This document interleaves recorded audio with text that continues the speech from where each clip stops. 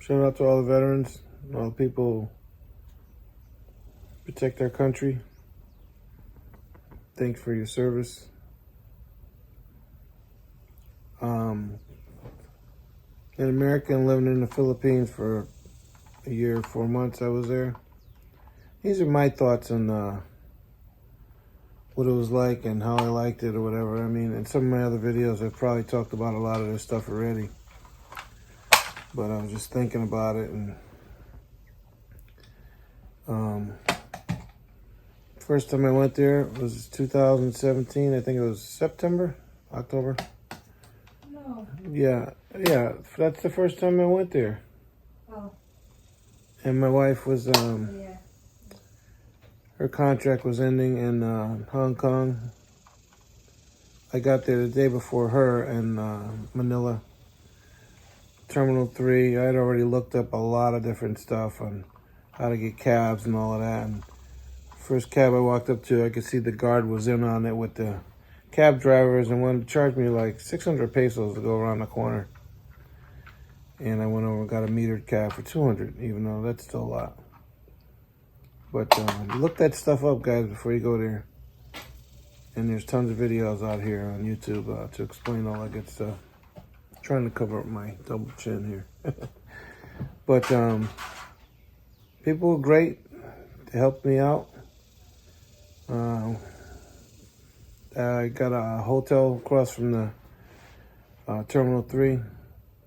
Next day, my wife came in. I went there a little too early. I had to come back later because I was tired of sitting in the airport. I was trying to find the ATM machine and make sure you guys who do go there, let your banks know that you're going to be overseas. Otherwise, you know, you could lose your card or not get anything. You don't want to get jammed up like that. And I went back, waited for her. She was so tired and stressed out. She had all this luggage. I'll throw a video clip or a picture of her with all of her luggage. But it wasn't no run up to each other and kiss and hug. We already met in Hong Kong. She was just so tired and everything, wanted to get things done. And such a busy place, a lot of traffic. We stayed in that hotel for a couple of days. We wound up going down to Makati. People were in the street 24/7. It was, you know, even more than New York City.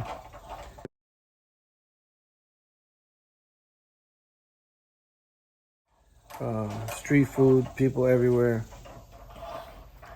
For me, it's the first time I've seen, like, there's homelessness here in the United States, but at least here in the States, you have a way of getting out of it too. Just some people just don't do it. But I've seen whole families on the street, barely no clothes, but want to offer you something. You know what I mean?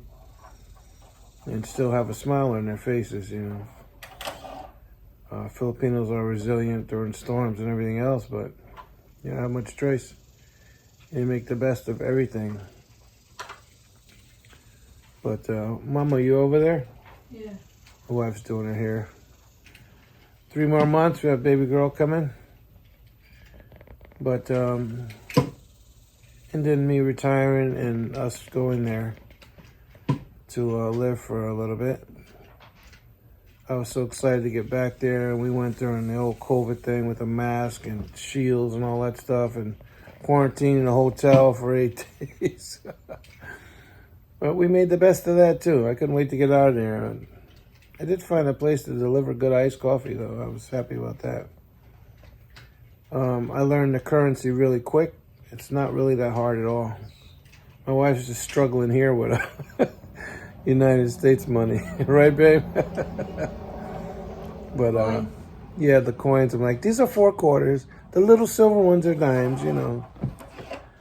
But she'll get it. Even my daughter struggles with currency or the times. Like, it's 11:45 or it's 15 before 12, you know, whatever.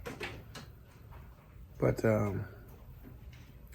riding around on the little motorbikes, stuff like that. My wife has her motorcycle at our house, sitting in our kitchen, I think. But then moving there, and the house started being built before we left. about a year. They were working on it. And Boy, check it out. still a little more work to do. But my experiences there were great. People were great. What was surprising, every store, 7-Eleven, McDonald's, pizza places, had an armed guard, carrying a sawed-off shotgun or whatever. Western Union, there's a picture of that guy. I'll see if I can throw in here. That's my buddy. My wife was exchanging money or sending money to her parents or something. He'd gotten a video of me smiling. Not supposed to do that either, but that was my buddy in the Philippines for a minute.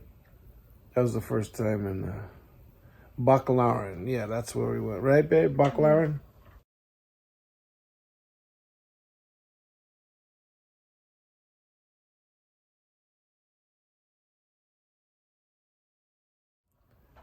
But, yeah, we were supposed to go to Boracay on my first trip there, but I canceled it. We'll get, our plans are to stop there, when we go back in 2 years for a week or something. We're going to be there maybe a month. We'll see what happens. We have plenty of time. Our focus is on taking care of things here, making sure baby girl and my son has what they need. And my wife's going to be going for some kind of training. We'll figure it out. What else? Let's see. The food's another story. You got street food. I know you saw the other video. Some things I eat, some things I don't. While we were there, I drove my wife nuts on trying to get some American food. We lived in Bukidnon, in Mindanao, in Quezon. And, you got your wet markets, you got fish. I used to buy a lot of shrimp there. Broccoli is a little different. It's hard to come by. Once again, people smile at you. And what I do notice, it reminds me of when I was a kid. Like you see God written on everything. Jeepneys, buses. When I go into a store, you hear Christian music. Gaisano's Mall, you hear Christian music. Mom, I'm thirsty. Well, get your water. That was great. I'm a Christian, so I appreciate that, I didn't hear Snoop Dogg playing in Gaisano's for sure. But somebody always trying to sell you something there, or even in the malls, there's always somebody advertising massagers, all different things like that.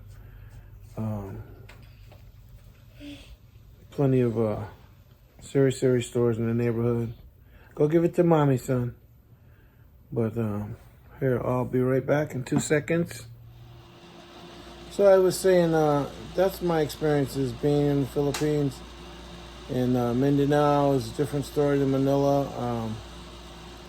Food, all that I know, I probably talked about some of this stuff before.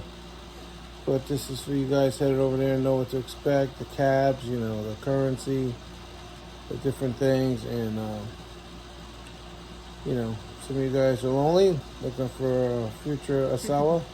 Go in the Philippines. Yeah, it's the number one place to find a wonderful wife, My wife's great. You know what I mean? Except for when she's cooking dried fish. But, anyways. It smells good. Yeah, it smells good. It's perfume for her. But, that's it. Just a short video on what was it like for this American living in the Philippines. I miss, the mountains. Every time we drive through the province near our home, I'm like this. Oh, look at the mountain.